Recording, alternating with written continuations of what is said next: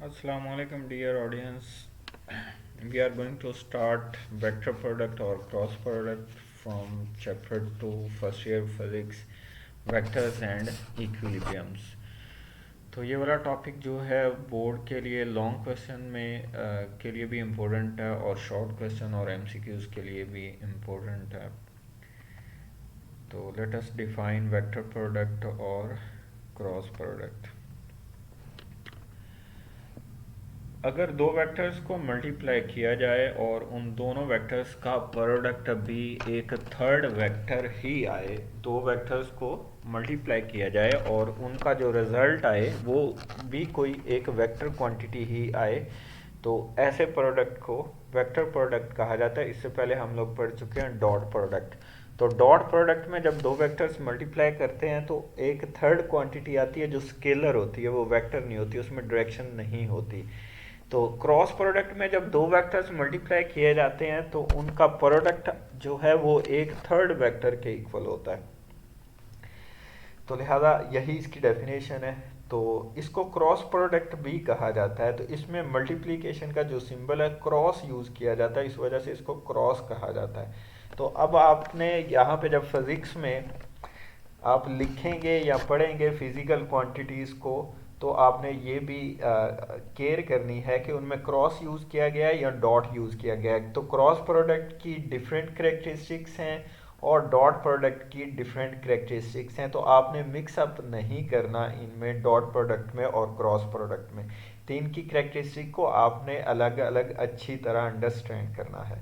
तो लिहाजा यहाँ पे हमारे पास दो वेक्टर्स हैं ए एंड बी. ये क्रॉस प्रोडक्ट में मल्टीप्लाई हो रहे हैं और लेट्स सपोज इनका जो क्रॉस प्रोडक्ट है वो थर्ड वेक्टर सी के इक्वल है. तो इसको मैथमेटिकली डिफाइन किया जाता है A cross B is equal to magnitude of first vector A into magnitude of second vector B. क्योंकि ये यहाँ पे देखें कि ए और बी लाइट फेस में है, तो ये मैग्नीट्यूड्स हैं वेक्टर ए और बी के. Into magnitude of first vector A, magnitude of second vector B, into sine of angle between vectors A and B. उसके बाद एन यूनिट वेक्टर है और यहाँ पे इसको डिस्कस करते हैं. तो देखें ए क्रॉस बी जब क्रॉस में मल्टीप्लाई होते हैं तो हमारे पास आंसर आता है ए बी साइन थीटा. तो यहाँ पे ए वेक्टर ए का मैग्नीट्यूड, बी बी का मैग्नीट्यूड, तो साइन एंगल है. अब जो यहाँ पे थर्ड वेक्टर जनरेट होता है क्रॉस बी से, A B sine theta, A B sine theta vector C की या फिर ए क्रॉस बी का मैग्नीट्यूड बताता है. तो यहाँ पे मैग्नीट्यूड ऑफ सी वेक्टर किसके इक्वल है, इसको ऐसे भी लिख सकते हैं magnitude of A cross B. क्योंकि जब दो वेक्टर्स क्रॉस में मल्टीप्लाई होते हैं तो उनका रिजल्ट वेक्टर आ रहा है. तो वेक्टर के पास दो करेक्टरिस्टिक्स होती हैं, उसका मैग्नीट्यूड और डायरेक्शन. तो यहाँ पे ए बी साइन थीटा यहाँ पे इस फॉर्मूले में क्या करता है, मैग्नीट्यूड बताता है किसका, ए क्रॉस बी का या फिर सी वेक्टर जो ए क्रॉस बी का रिजल्टेंट है उनका मैग्नीट्यूड बता रहा है. उसके बाद ए क्रॉस बी की जो डायरेक्शन है वो बताई जाती है नॉर्मल यूनिट वेक्टर से. यहाँ पे नॉर्मल का मीनिंग क्या है कि जो ए क्रॉस बी इन दोनों को मल्टीप्लाई करने से तीसरी क्वांटिटी ये वाली कह सकते हैं या सी बोल सकते हैं, वो एग्जिस्ट में आती है. तो थर्ड वेक्टर जो आंसर आता है ए क्रॉस बी से, उसकी डायरेक्शन हमेशा ए और बी के ऊपर नॉर्मल होती है, मीन्स के परपेंडिकुलर होती है. जब दो वेक्टर्स क्रॉस प्रोडक्ट में मल्टीप्लाई किए जाते हैं तो उनका आंसर वेक्टर आता है. उस वेक्टर की डायरेक्शन ए और बी जो मल्टीप्लाई होते हैं उनके ऊपर भी नॉर्मल होती है. तो normal unit vector normal directions को ही रिप्रेजेंट करने के लिए यूज़ किया जाता है. अभी इसको डिटेल में डिस्कस करेंगे नॉर्मल डायरेक्शन को.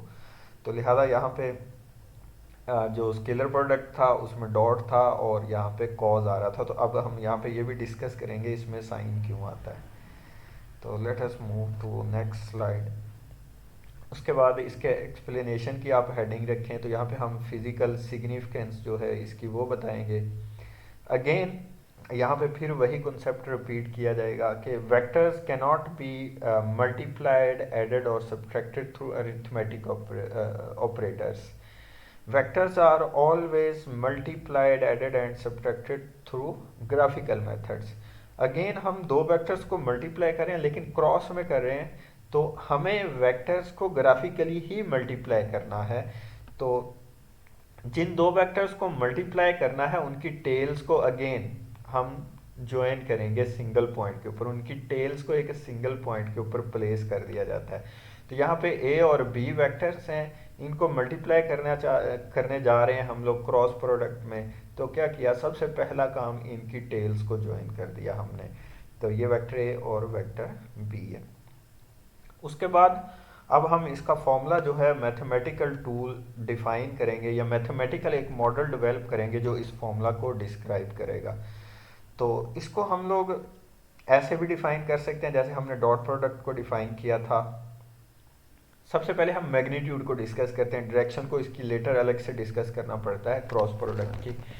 तो magnitude of A cross B, इसको हम डिफाइन कर सकते हैं magnitude of first vector A है, तो magnitude of vector A into component of B vector या component of second vector perpendicular to A. ये देखें दोनों में डिफरेंस बस ये है, स्केलर प्रोडक्ट में कौन सा कंपोनेंट लेते हैं, वो कंपोनेंट लेते हैं दूसरे वेक्टर का जो फर्स्ट वेक्टर के साथ क्या हो, पैरेलल हो।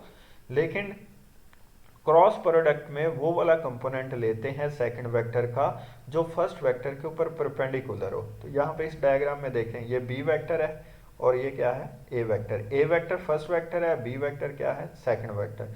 तो हम सेकंड वेक्टर का वो कंपोनेंट लेंगे जो कंपोनेंट क्या है, परपेंडिकुलर है फर्स्ट वेक्टर के ऊपर।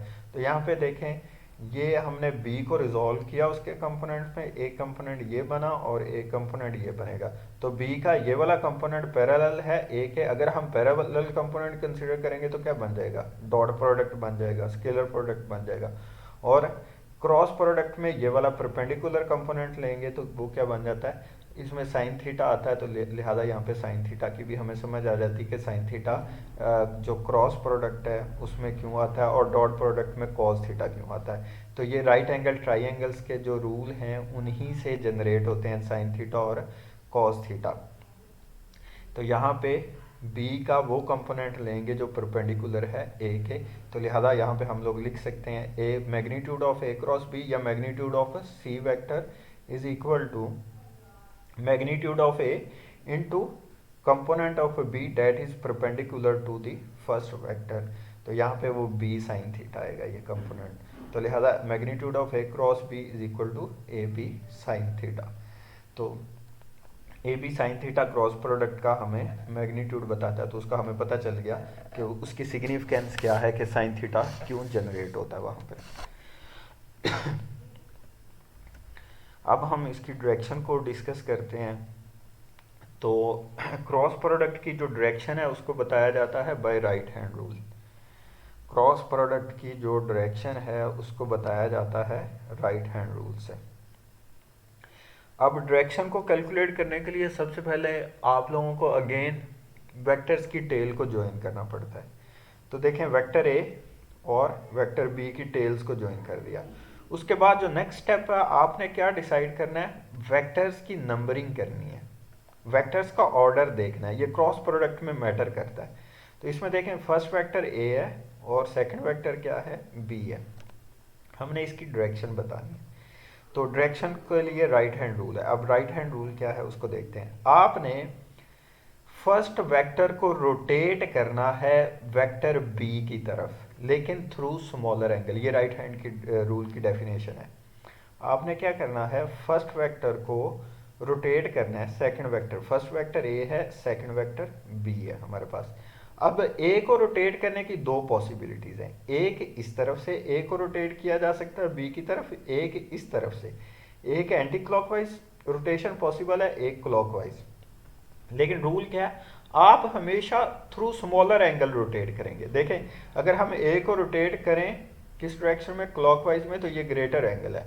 हमें ए को रोटेट किस एंगल से करना है, स्मॉलर एंगल से। तो एंटी क्लॉकवाइज अगर हम इसको करते हैं तो वो स्मॉलर एंगल बनता है। लिहाजा हम ए को रोटेट करेंगे किसकी तरफ, बी की तरफ, थ्रू स्मॉलर एंगल, और वो रोटेशन बन रही है कौन सी, एंटी क्लॉकवाइज। डायग्राम हमें बताएगी।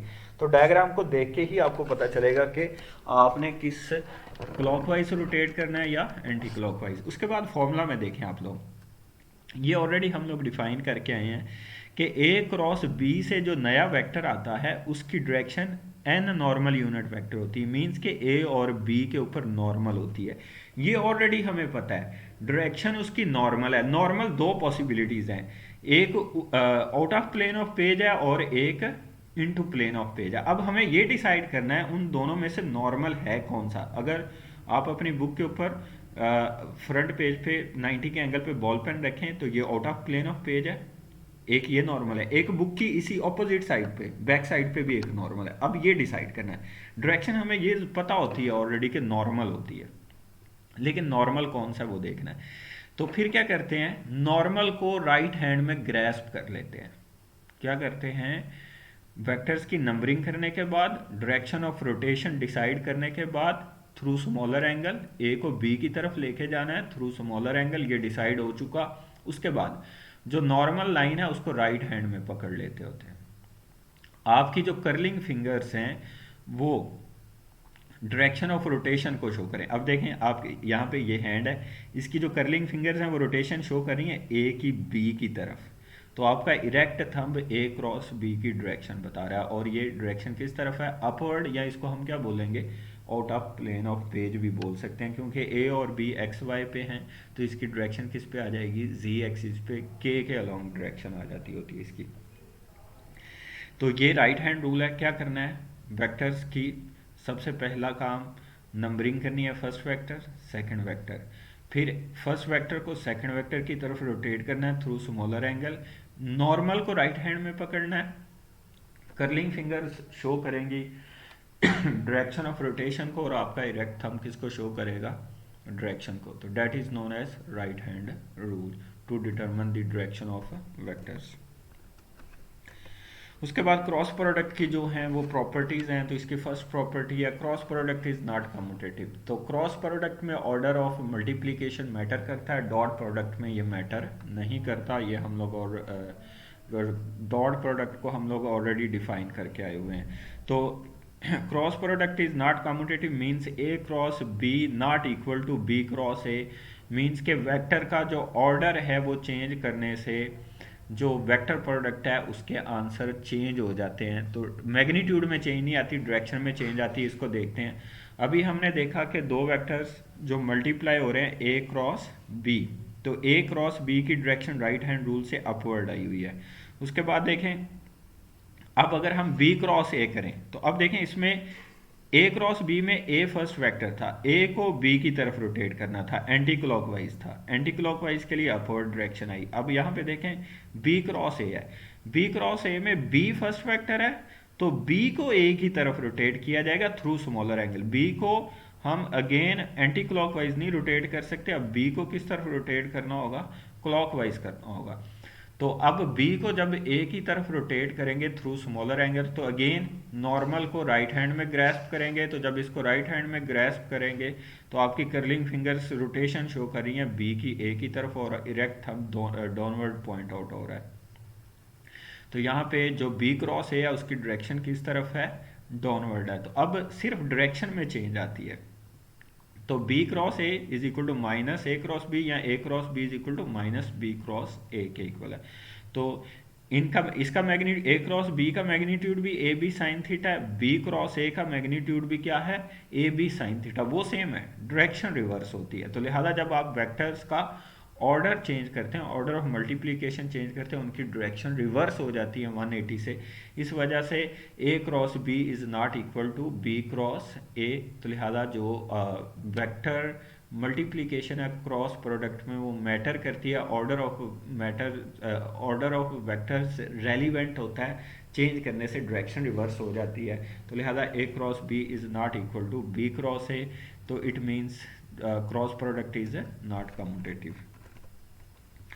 सेकंड करेक्टरिस्टिक जो है वो हमारे पास यहाँ पे अगेन है scalar product of perpendicular vectors. तो ये थ्योरी आप यहाँ से पढ़ लीजिएगा, इसको आपने याद रखना है, मैं ऐसे ही डिस्क्राइब कर दूंगा।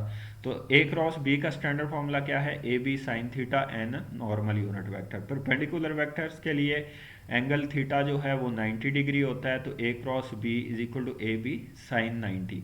तो साइन 90 की वैल्यू 1 होती है, तो ए क्रॉस बी किसके इक्वल आ जाएगा, A B, A cross B into A B n normal unit vector.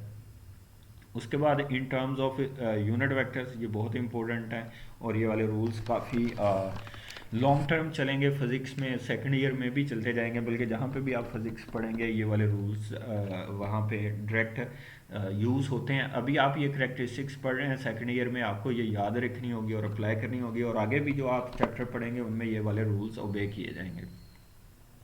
A cross B is equal to A B sine theta n unit vector.